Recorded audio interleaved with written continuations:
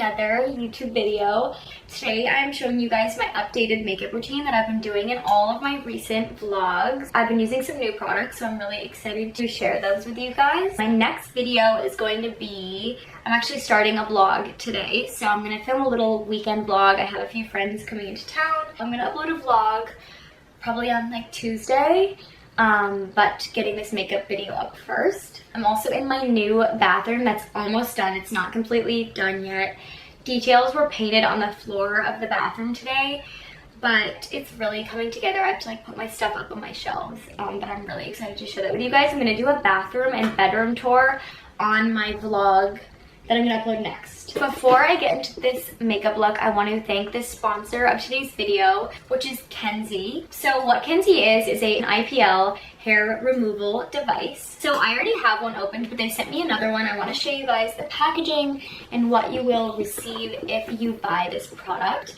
I love this product because it's really hard for me to get hair laser removal done because I'm never here and you kind of have to book in advance, and I find myself not really wanting to do beauty appointments when I'm home. At the time that I'm home, I feel like I've been really busy. So it comes with this little guide to help you guys along. It's literally so easy to travel with. I'm really into the fact that a lot of these brands are making products that you normally would have had to go to a beauty spa for, and now you can do it at home. So it has cooling technology, which I really like. I'm really excited to be partnering with Kenzie because I actually saw another YouTuber make a video about this product.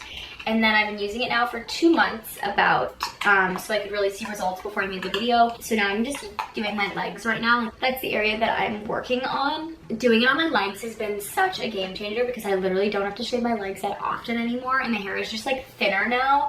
I swear to God, the hair is growing in like blonde. It's thin and just like really easy and manageable. So yeah, I just really wanted to share with you guys this product and leave you guys a link and a code. I do a lot of collaborations nowadays that I feel like I don't have a code for, but I always get so excited when I actually have a code for you guys, and you guys can get a discount on the products that you want to try that you see me using. So very simple, go to kenzie.com and use my code Paige for 20% off your order. I saw results in 2 weeks. Full results take 12, which honestly is not bad at all if you're consistent with it. But I literally saw results in 2 weeks, and I have naturally brown hair. Yeah, I love this product. I know that you guys will love it too. So thank you so much, Kenzie, for sponsoring this video. Okay, now I'm gonna get into the makeup part, and I'm gonna be answering some of your guys' questions throughout the video. I am really excited to be making an updated makeup tutorial for you guys. I love makeup a lot, and when I originally started my YouTube channel, like I really wanted to be doing a lot of beauty content, and I just really haven't. But I want to be doing a lot more makeup videos, especially since I've redone my bathroom. I'm also going to be answering some questions in this video.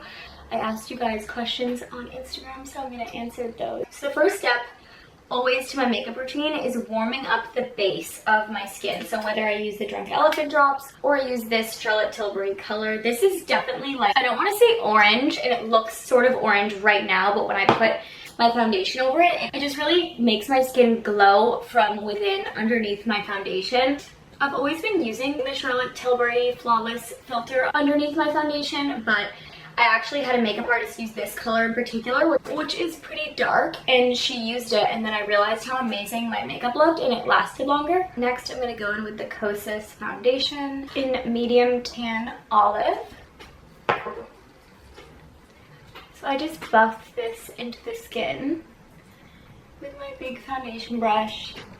Now, depending on the foundation that I use, I'll switch between a brush and a beauty sponge. I think that for this foundation, I prefer a brush. I really prefer a sponge if it's a super matte foundation that dries down quicker. Someone asked, how do you find and stick to an aesthetic? That's a good question. People really want to put you in a box. You can even put yourself in a box, and I think your lifestyle and the clothes that make you happy and feel confident should dictate your aesthetic. Do not be scared to be more than one thing. You're allowed to go to a tennis match and dress up and be classier and dress more eloquently, and then you're allowed to go to the barn and wear cowboy boots and camo. Like, no one said that you can't, and anyone criticizing you or saying that you can't is insecure. Say, for example, like my aesthetic has changed a little bit since moving to Connecticut because my life is different, right? Like I'm riding, I'm spending more time outside,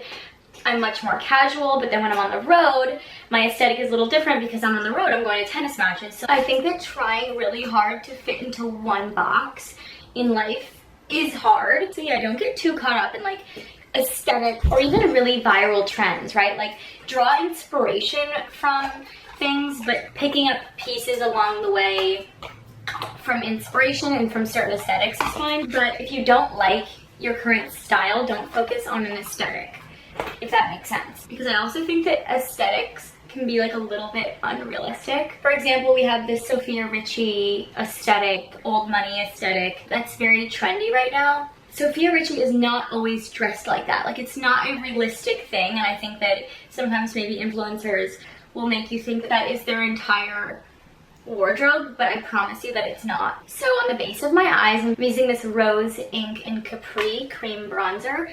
I absolutely love this. I've been using this as a base for my eyeshadow for months now in all my past vlogs. And I actually bring it down on my nose as well for my nose contour. It's just such a pretty base color. And then I'm actually going to bring some down in my contour to just kind of like make all the colors come together. Someone asked what I asked for when I get my hair colored. So I've been on a bit of a hair journey, especially recently. I decided that, and I think this is just maybe part of getting older, that my hair, white blonde, just didn't look very good. I just didn't think it looked very good. I think that when photos are edited and when you're full glam, that white platinum hair can look good, but I feel like daily, it didn't look super healthy and good. I also am pretty tan naturally, especially in the summer. I definitely can get very pale, but I can get quite tan, and I've stayed quite tan. And I just feel like this hair color is so much more flattering on me. So I've been honestly letting my natural hair color grow out and not highlighting my hair as much. My hair has grown so much, and I just feel like this is the best that my hair has ever looked color-wise. So just like living in my natural color, becoming comfortable with my natural color, that's been hard because my hair was literally like white, but yeah. Oh, also guys, this is my absolute favorite. My good friend and makeup artist Cam Artistry showed me these, the Brow Trio by Valentino. I would say that for the majority like luxury brands, maybe besides Dior, makeup isn't really worth it, but this product is so good. I also use it as eyeliner. Really good, and this lasts a long time. So that's what I use on my eyebrows. How do you find inner peace and self-love? Before I answer that, I'm just going to show you guys quickly what I do next step on my eyes. So I use this MAC paint pot, and it's Abstract. I didn't even know it was called that, but it's this chocolatey, cooler brown tone, and this stuff, guys, lasts so long. So this is a look that I've been wearing to a lot of matches recently. I just want an eyeshadow and an eye that will last a long time. I go in with this Tarte Quick Stick Matte Tan Brown Liner, and I'm just going to kind of bring my eyes out. So I just add a bit right here to my eye, and it's kind of messy, but I'm gonna go over it with a brush. So I'm just gonna go like this. The goal of this liner is not for it to be super cat eye. It's really actually to like kind of change the shape of my eye. So once I do the first layer of that, I kind of just go over it with a brush. I'm gonna go over it one more time.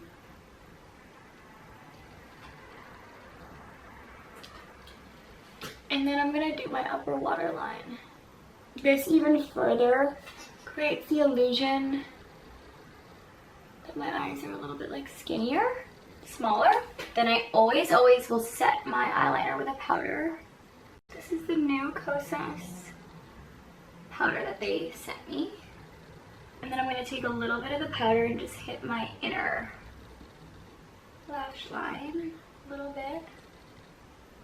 Okay, cute. Now I'm just going to put on some lip liner.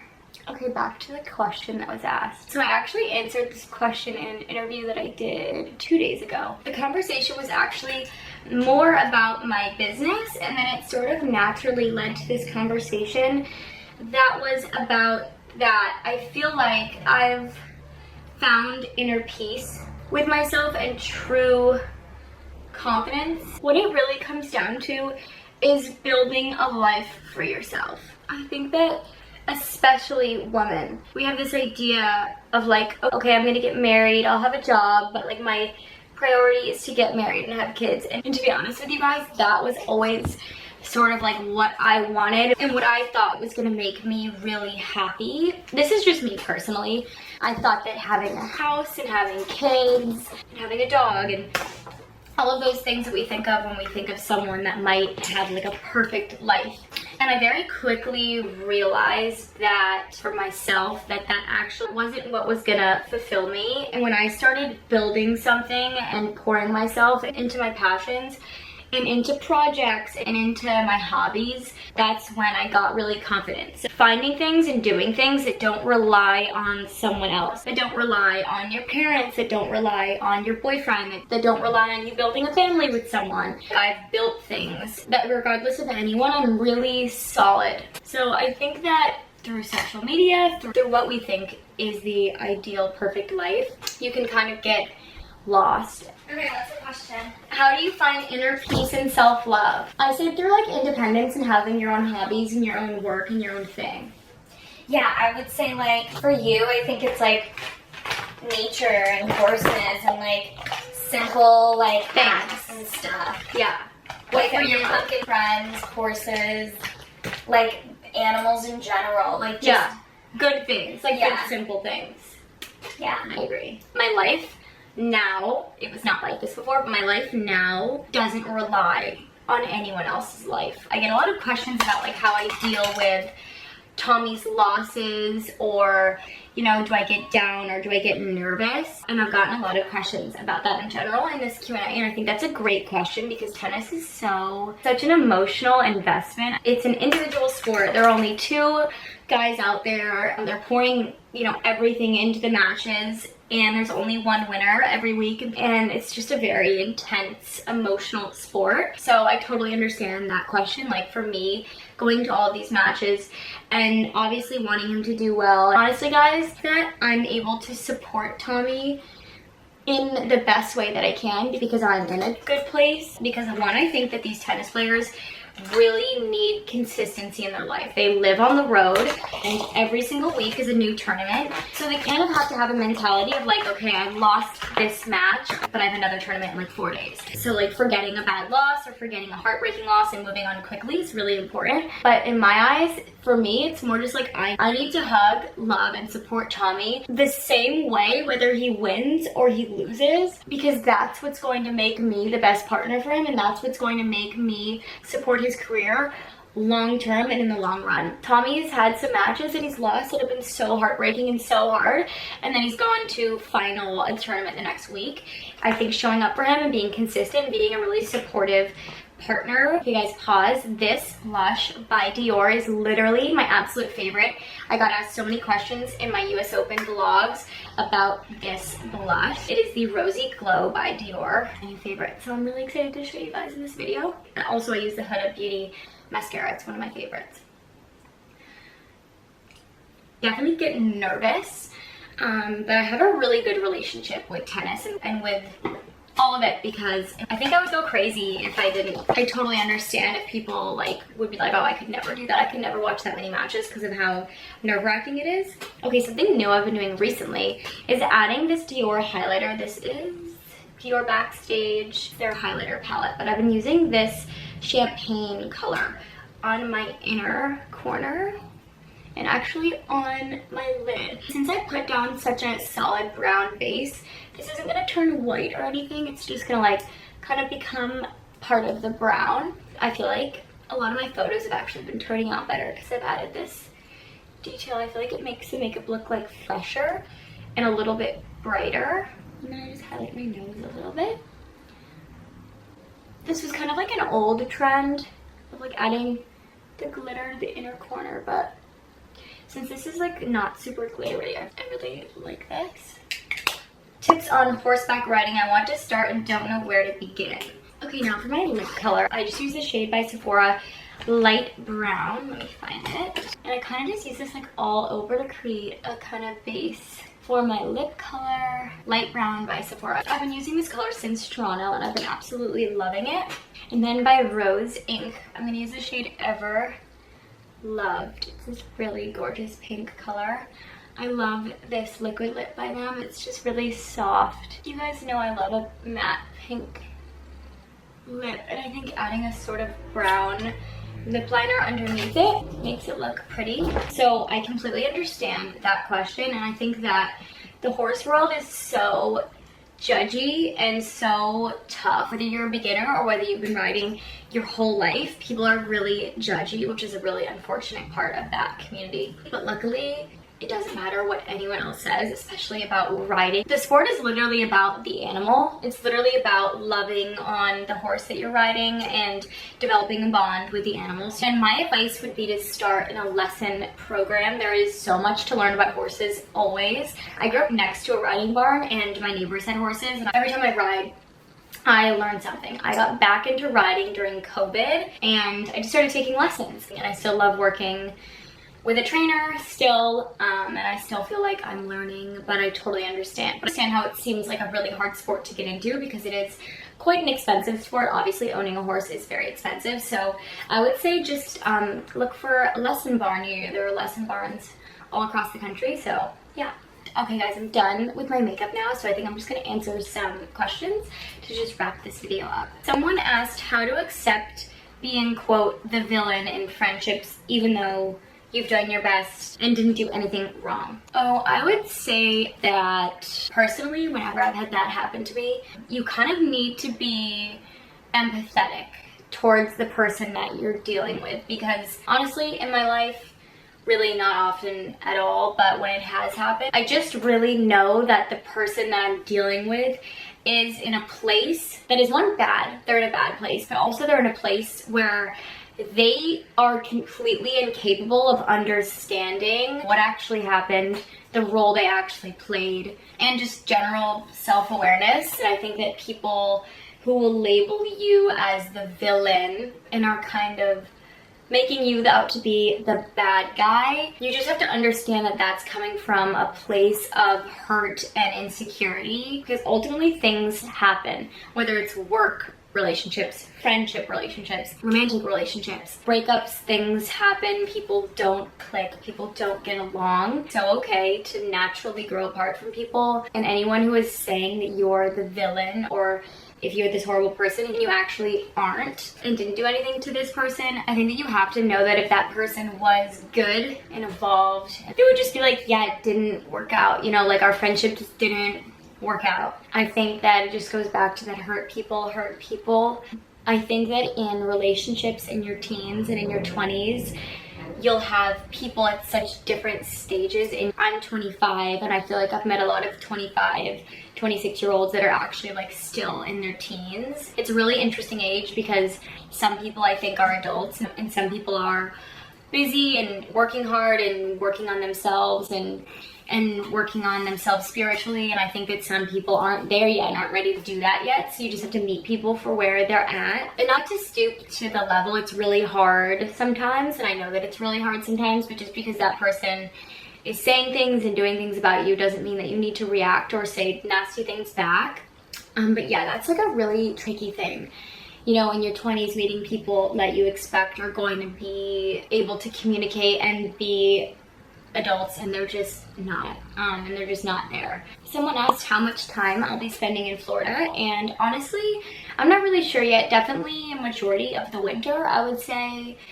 A majority of the winter, yeah. And even not in the winter, I'm gonna be there a lot. It's a really easy flight from Connecticut.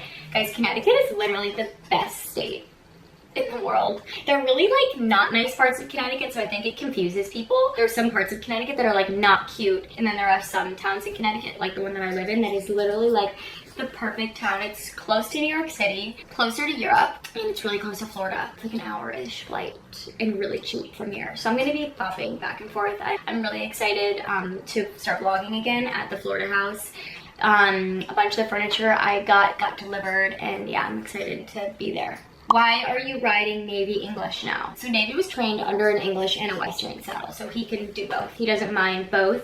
Right now, I'm trying to implement more structure in Navy's life and give him a little bit more of a routine. And I feel like English writing is a lot more technique-based, and doing a lot of flat work stuff with him. That's why I'm writing him English right now, but I'm going to be switching back and forth. I'm probably going to be writing him in the Trails Western, in the Ring English.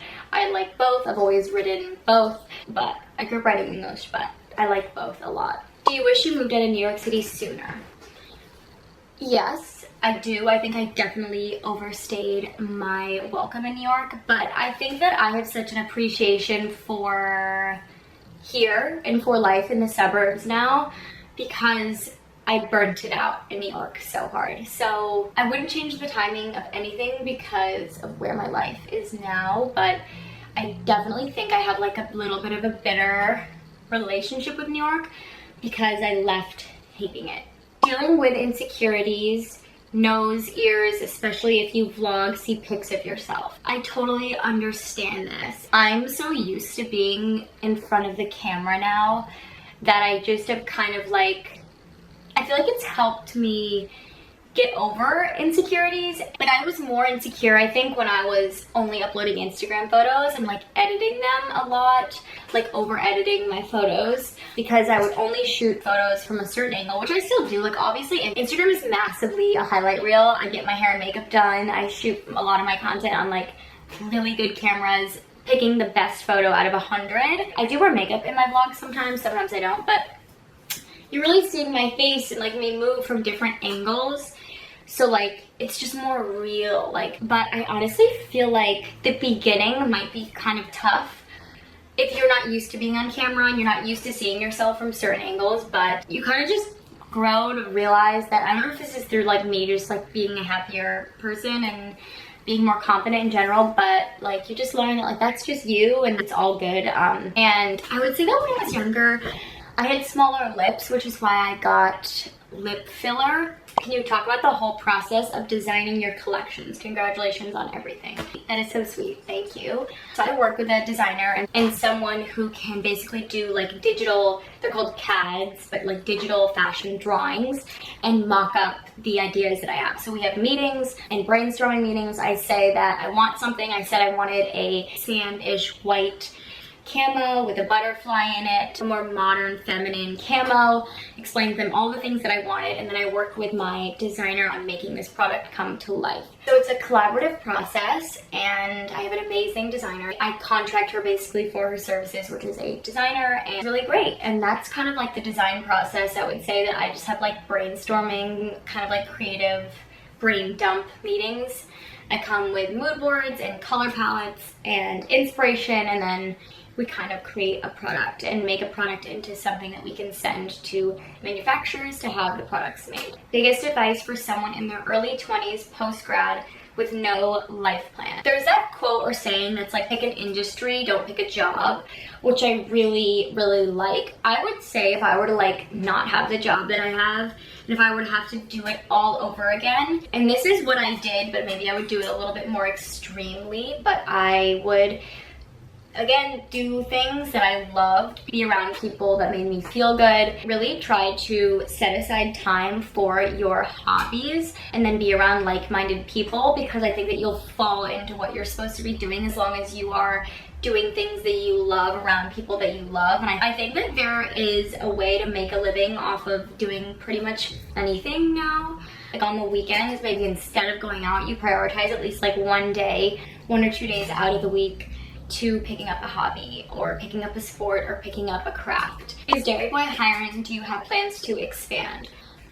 So right at this moment, we've kind of like hired people and contracted people. So our team is bigger than it looks, I think sometimes. I have my core people. We have a lot of people that we've contracted. So we've hired them for their services, but they're not necessarily like a part of the team, although they are sort of a part of the team. It's just like in a different way. I think that in 3 months, Dairy Boy is going to be hiring 1 person, and then we're going to hire 1 intern. So when that happens, I'm going to post about it and like give everyone the opportunity to apply if they want to apply. So how do you get so much done in a day? You were just the like the queen of multitasking. Like a million Different things. things. I would say having a And to-do lists. Yeah, list. To-do list. To-do list. I think having to-do lists. My management sends me a to-do list every morning of ads I need to film and things that are due and things I need to sign and review and go over. So from my management side, on like the Paige Lorenze Instagram side or social media side, I get a to-do list every morning around 9. Olivia on the Dairy Boy side makes me a to-do list, and then like we just have things that we need to get on. So yeah, I'm a big list person. And I have a calendar that I use regularly and update regularly. People were also asking about what cameras you use, which I'm so intrigued about. You are? Cameras are so cool to me. They like are. foreign. Yeah. Yeah. This is a Canon G7X that I'm vlogging on. This is really good for vlogging and for like flash photography. And then I use the Canon Rebel, what is it? The Canon Rebel, I'll link it. For my B-roll and like my high quality vlog stuff is my Canon Rebel. What brand are your black riding boots? What brand are they? I don't know. De Niro's. De Niro's. Slay. They are the best. They're cute. I think those are the best Boots. tall boots Really? you can get, truly, yeah. I just feel like the leather keeps up so much better. True. And as far as like a luxury Riding riding boot, they're very reasonable. Yeah. Yeah, I mean, whenever you go into the tall boot era, it's Right. very much. What would you say is the most unreasonable riding boot brand? Like Hermes? I would say Parlanti. Don't get me wrong, I love a Parlanti. I think they look so sleek and beautiful. But all of my friends I have them. everything, like zippers are breaking, the